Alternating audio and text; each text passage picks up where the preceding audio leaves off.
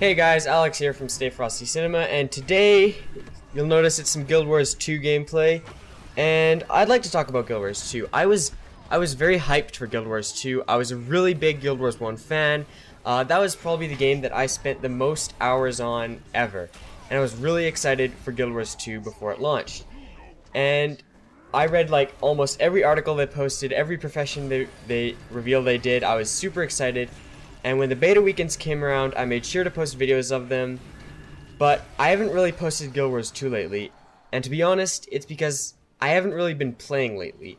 Now, I'm going to be trying to be very mature and to the point about why, and what I think they could do to fix it, and I believe that, like, even people who really like the game and think like nothing's wrong with it would agree with what I'm saying, because the game spent 5 years in development, and I realized the potential it has to be amazing, and it's shown its full potential before, during its beta weekends and on launch. And what I'm talking about is when it had its full potential back then. It's not a feature they changed or got rid of, but it's something that was in the back of my mind, even like during the beta weekends and on launch. And it pretty much came true. Guild Wars 2 was meant to bring players together in an MMO, like an MMO should. This was apparent on launch and in beta weekends, where everyone was eager to play, and we were all in the same beginner areas.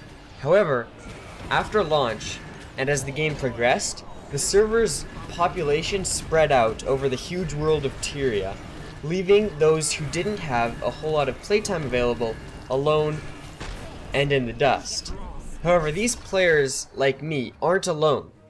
They only feel alone because they're spread out across many of Guild Wars 2 homeworld servers. If they didn't make such a big deal about homeworlds, we wouldn't have a problem. And with the guesting feature, ArenaNet is one step away from making their game as fun as it was on launch.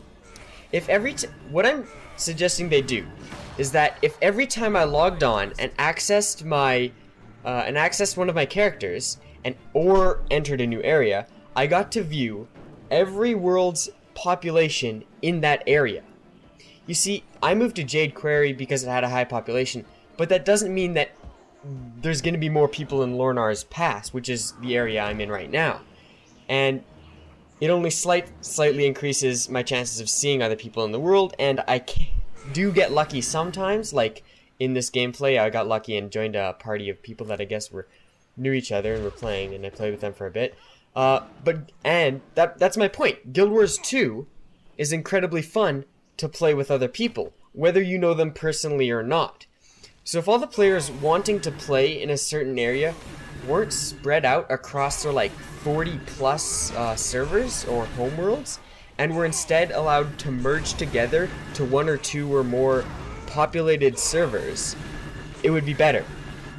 I suggest a quick option. Every time you access one of your characters or enter a new area, a quick screen could pop up and ask you whether you'd like to stay in your homeworld or go into the world with the highest population and space available of that area, or choose from a list showing each world's population in that area. That way, for people who like to solo Guild Wars 2 can go to the less populated worlds in solo. However, they would still represent their homeworld for World versus World, and probably they would, if they're in their homeworld, they would gain the benefits that the World versus World and the guilds are bringing in.